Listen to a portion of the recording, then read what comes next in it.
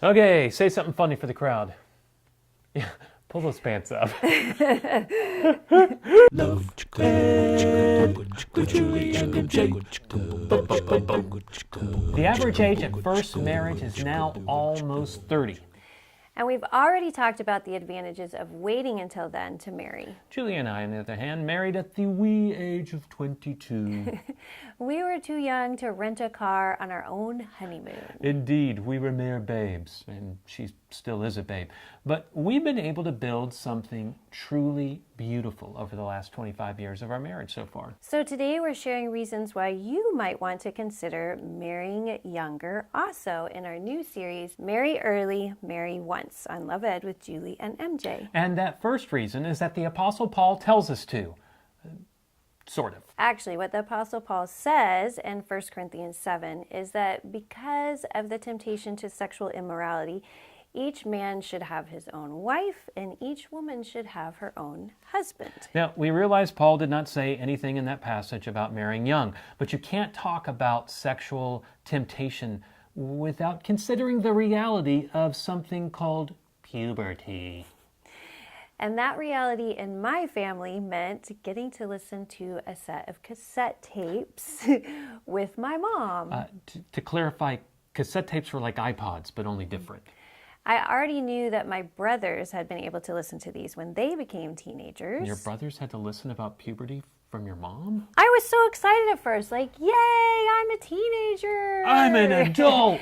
But then when it started talking about your growing body, it became that classic, awkward, uncomfortable situation. As the little video I saw back in middle school put it, this is the springtime of your life.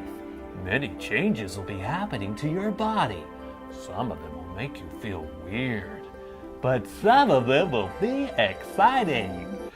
All joking aside, if we believe that our bodies are fearfully and wonderfully made by a good and wise creator, then that would include the way that they develop sexually. One would think, which means God designed our bodies to experience sexual pleasure. Yes, His idea.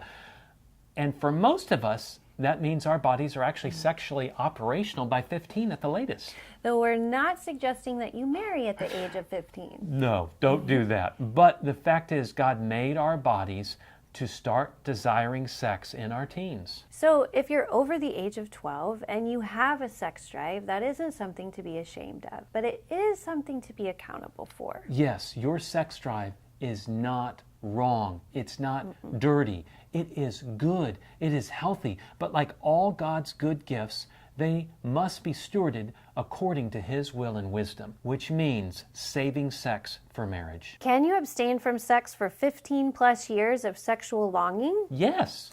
But Paul, who wished everyone could live a life of sexual abstinence like himself, even he knew this wasn't realistic for most. And so Paul's recommendation was, go ahead and have sex. No, go ahead and get married. Yeah, well, we actually go far more in depth than Paul's words there in a Love Ed series called Premarital Sex in the Scriptures. But the statistics back up Paul's concern.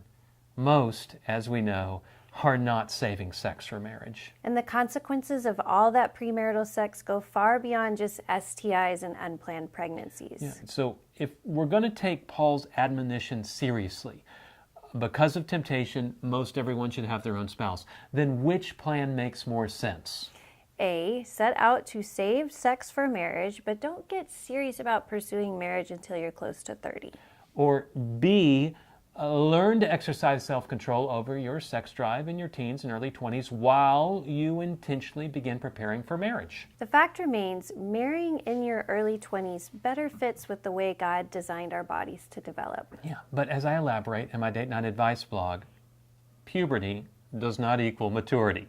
So why not treat the onset of puberty as your wake-up call to begin pursuing the maturity necessary to thrive in marriage?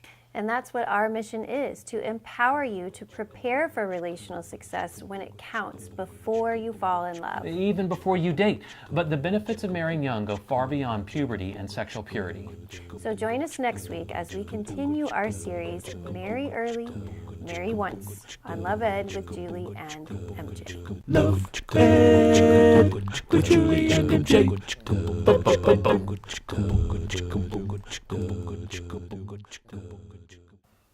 We are looking at each other Okay, and so smiling.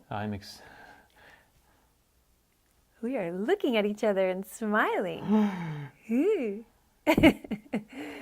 Okay, so I gotta look at my side. I gotta do. Okay, there's a girl. Blah, blah, blah. Okay.